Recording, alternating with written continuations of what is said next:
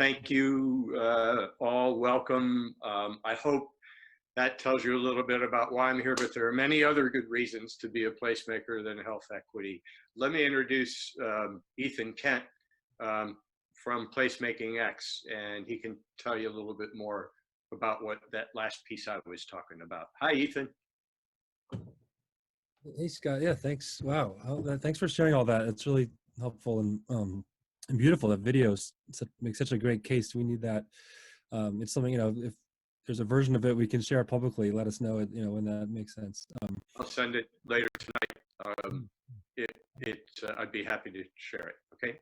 We should create it'd actually be perfect for, actually we had a call recently with, you guys know, what's her from Athens? What's her, Ryan, what's the woman's name from Belarus in Athens, Ohio?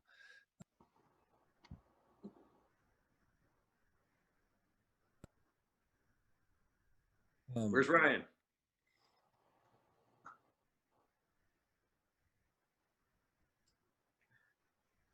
Sorry, I clicked Ethan's mute instead of mine. Nadia. Yeah, so she's trying to get people to create movies of their placemaking projects. And so it's something like, that would be a good example. If we get lots of people to create little videos like that and create profiles of people and they're telling their stories of why they do placemaking, what they're trying to do, what they're passionate about, that'd be a great example. But I think the declaration in a way is a way to do this for communities, for cities and for regions. And the meeting we all had yesterday, and some of us, we had, for those who weren't on it, it was a meeting of the leaders of the regional networks. And we had, we invited something like 90 people and 76 people joined, I think, right? Is that right, Ryan? It would be great to get each of those regional networks to do declarations. So theoretically, we have one from China, which their network isn't going so well right now, but they have a declaration. And then then that I worked on for over a few years, that one for New Zealand, which is I think a great model. And they'd love to help other people do that as well. And they're having they have monthly convenings, and they're on Zoom now too. And I'm sure they would invite people to join one of them too. And they're looking to have a placemaking week in October that I'm hoping to go to if traveling's still happening. But yeah, I mean, I could just answer any questions or something, just sort of start you guys off. This is, I mean, the way it sounds like you guys are taking this in lots of great new directions. So I don't want to slow anything down. I just want to encourage it and figure out how to make it plug into other people in the network. And I mean, I do think it'd be really helpful to have a set of tools, examples, sort of a process for people to do a declaration themselves. And obviously going through one, and sort of mapping it out, would be really useful. And then learning from that and creating tools from that to support. Ethan, you helped write the original Wuhan declaration. Could you tell them about that process and what it was releasing that as well? Yeah. So that wasn't the most participatory process. That was, we worked with the organizing committee in Wuhan. While we were there with people from UN Habitat and the different universities and government leaders to articulate, what their biggest concerns and what the biggest issues and opportunities were for public spaces in Wuhan, what they were proud of. And that turned into, Catherine Pinehart and I drafted a statement that they all edited a little bit and approved. So it was more top down in how it was drafted, certainly.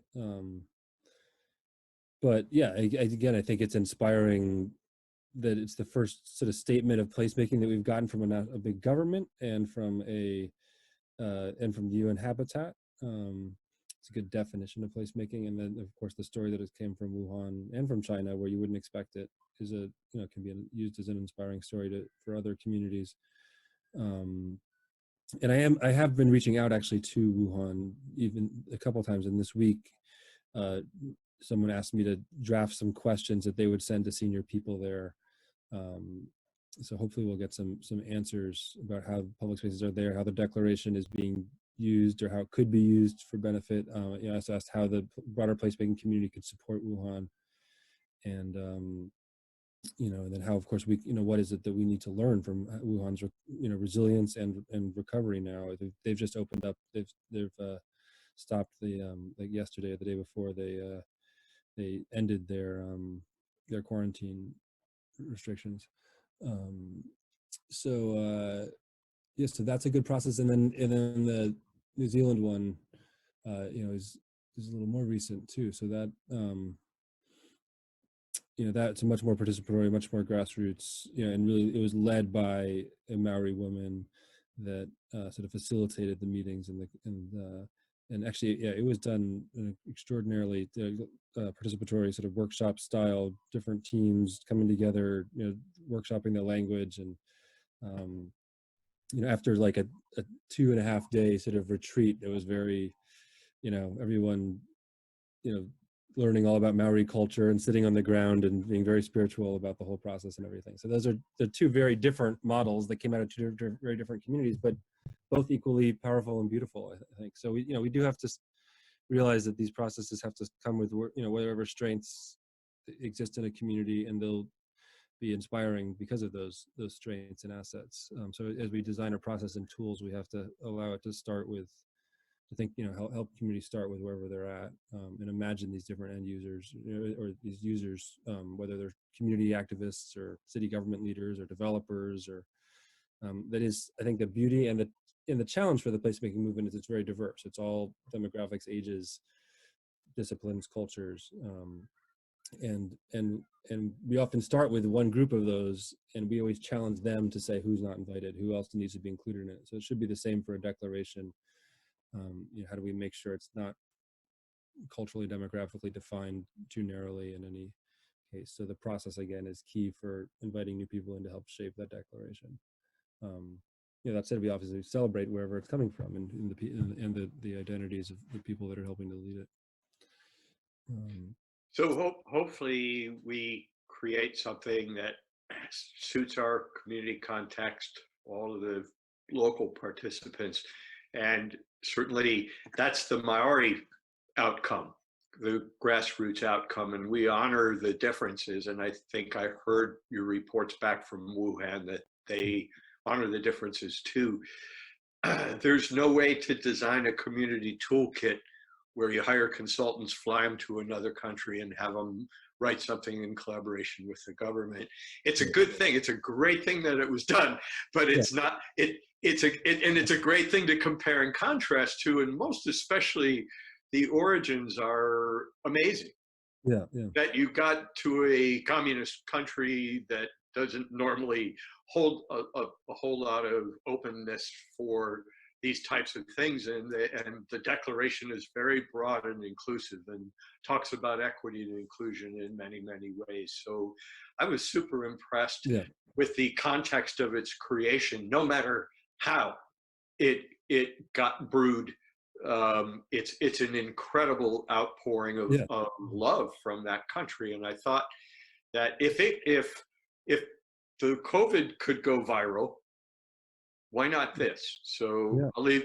Let's move. That's my end to it. But if you want to say anything else, Ethan. Well, just one more thing. If we can create, you know, look to creating sort of a page that could be, you know, it could be on the PlacemakingX website about placemaking declarations, and you know, if we had Wuhan, New Zealand, and SoFlo, you know, that's, you know, yes. South Florida, And now you can see the ways to iterate and move forward in your own context. Triangulated, diverse set of contexts, and and that could then inspire others to do it as well. And we, you know, then we would really set forth a program to get different networks, different contexts to create these models and share them with us. So, I mean, with that, any other questions for me? I'm gonna have to jump off and make dinner with my kids here.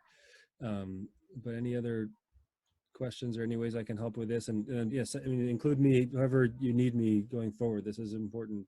I think this will be a really important program for the year, and it's an important piece of content, again, for people to focus on when we can't do as much in-person, you know, actions, and you know, we can't work in public spaces as much. I think this is a great product for many different communities to focus on that are looking for a way to sort of focus their organizing and their visioning.